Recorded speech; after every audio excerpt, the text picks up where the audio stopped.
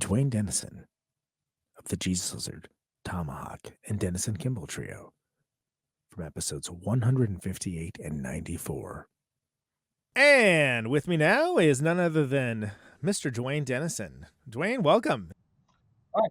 Thank you. Thanks, Conan. Glad to be back. Episode 158 and episode 94. And this is episode 388. So it has been almost 4 years exactly since I had you on last. Gosh. And what a 4 years it's been. So what's the biggest thing that's happened since I had you on last, Wayne? Well, let's see. Well, we went through that whole COVID shutdown. Mm-hmm. We've seen what? We've seen since that, for me, music-wise, a Tomahawk album came out in 2021. Great one. I actually tried to get you on for that one, but it didn't work out. So. Oh, it's me. It's me. It's not you. It's me. And I played on one of Jack White's records. That's right. Yeah. Fear of the Dawn. I played on the song Morning, Noon, and Night. I've sat in with a couple of groups here and there live. William Tyler. And, the Jesus Lizard are about to get active again, aren't they? And I've got some shows and maybe other things coming up. So that band. That's right. I forgot about those guys. Yeah. It's notable too. I remember this because I remember all sorts of weird arbitrary stuff. But when you came on in episode 94, you alluded at that time, because that was a long time ago. That was even before that last one, that there was Jesus Lizard activities coming then too. So it's very exciting. I think you have there's two festivals. No, there's a club show that's like a warm-up show. A warm-up show here at the Blue Room with Third Man. Right. Nashville. Oh yeah. That's a great place. No Values. There's other stuff in the works. Nothing.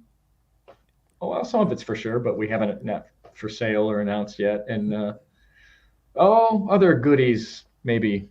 What can you divulge? I can only say so much right now. Right. What can you divulge amongst me and my 10,000 plus friends?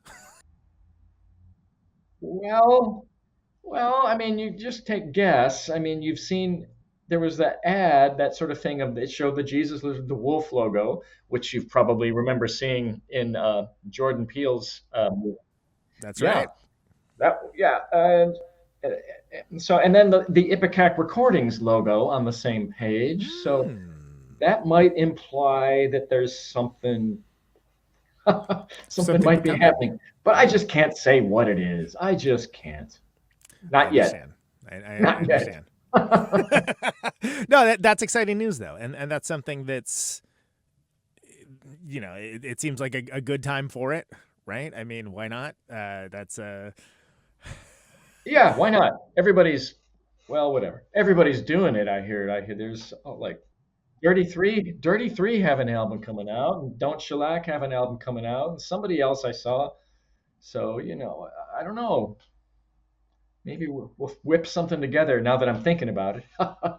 Coming back and revisiting those tunes, I mean, they never really, you played them so much, you know them so well. They're in your DNA, I'd expect, to a certain degree. But does any of it hit any differently now that, a little bit of distance since? Oh, yeah.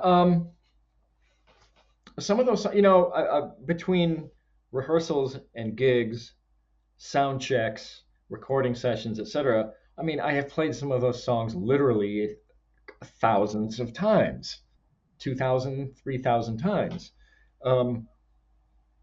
Not all of them, but there's a few, right? There's a few bangers.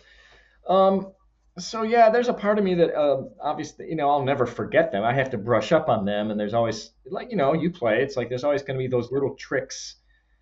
Even no matter how easy the song is, it seems like there's always that tricky spot where you have to remember, what did I do? How did I navigate that? Oh, there it is. That kind of thing. Yourself, if you're thinking about it, you're like, well, I don't actually know how this, and then your hand just goes to the position and does the thing. That sometimes happens, or, nowadays you just go to a website and just look for your tablature. Watch some 13-year-old shredding your licks. Yeah. Yes, you can. There was a couple of times, especially on the more obscure songs that we don't get played very often, where I Yeah. literally couldn't remember how to play it, and I looked online and I saw Yeah. some guy doing it. Like, oh, That's oh yeah, what a time to be alive, right? yeah. And it's unreal. It's a great thing.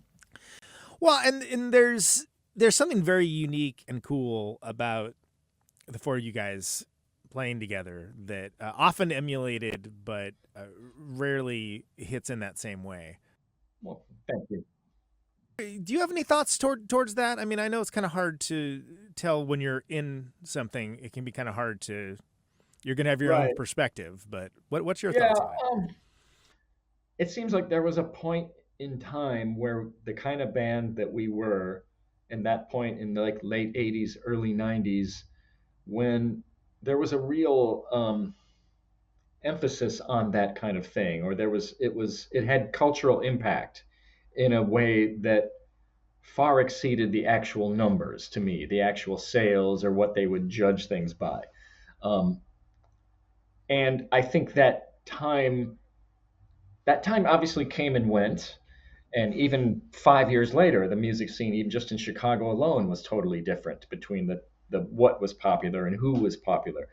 And it's revolved several times since then. It's the generations have come around where now I kind of see a little bit of a resurgence of a band like the Jesus Lizard, or of that right of that nature, a more like noisy, um, hard driving rock bands seem to be popular again. Whether it's idols or people like that, where suddenly there's a certain part of the audience of the listening public that wants that, and you know, I just feel really lucky. We all kind of do to think that at our age, after having done it, then to still be in good enough health, good enough mental and physical health, and we still get along, that we can do it. We can get together and hang out and rehearse a couple days.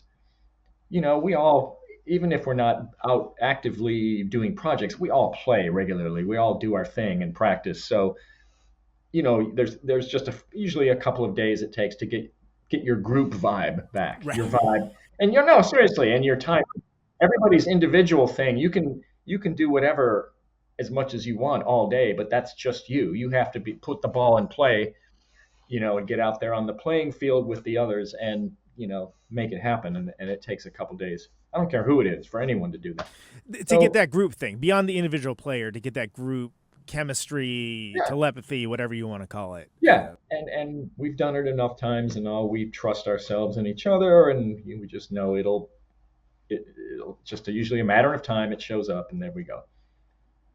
Yeah, I do love, and you bringing up the fact that there's this new generation of sort of noisy bands and whatnot. There's a new generation of people that appreciate that as well, that maybe never got the chance to see the band in the first time, and that's, or maybe they weren't alive, to put it bluntly, or maybe they were children. Who knows, or Um, or not born cool. Who knows? our God, I don't want to name any specific bands' names, but I saw a New York band from the '80s and '90s the other night here in Nashville, and starts with an S, ends with an S, and Oh, I know it is.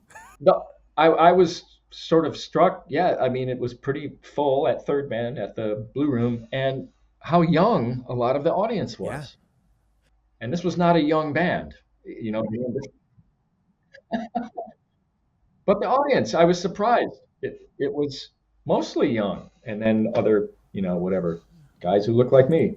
right. And there's a kind of beauty in that, and and people being able to enjoy things on its own merits in the time that it's in, and have a deep appreciation of it, even though it's not your traditional mainstream pop music or anything along those lines. There's something Yeah, kind of beautiful about that. yeah, and maybe it says something about just the population. I've thought this for a long time. The population has grown so much that just sheer numbers that Yeah, any kind of music has an audience out there, any kind. And with the internet too, it gets out there. But it's getting them to come out and go somewhere to see it live is a whole nother thing. not just a thing on your phone that you push a button on. Exactly. Yeah. So I was impressed. Duane, it's great. Thank you so much for being part of the 10-year anniversary show. I hope to have you on again soon for a longer engagement, maybe, Sure, to talk sure. about the band. Last thing, not the last thing I normally ask. Protonic Reversal Oh, has now been around for 10 years. Is that too long, not long enough, or just right? no, you're just amping up. You're ramping up here. Correct Oh, answer. the more no, no, you've got a good thing going, and like anything, it took a while to catch on, but now it's part of the landscape, and everybody wins. Thank you so much, Duane. Thank you for doing what you do. Oh, thank you. Likewise, Conan.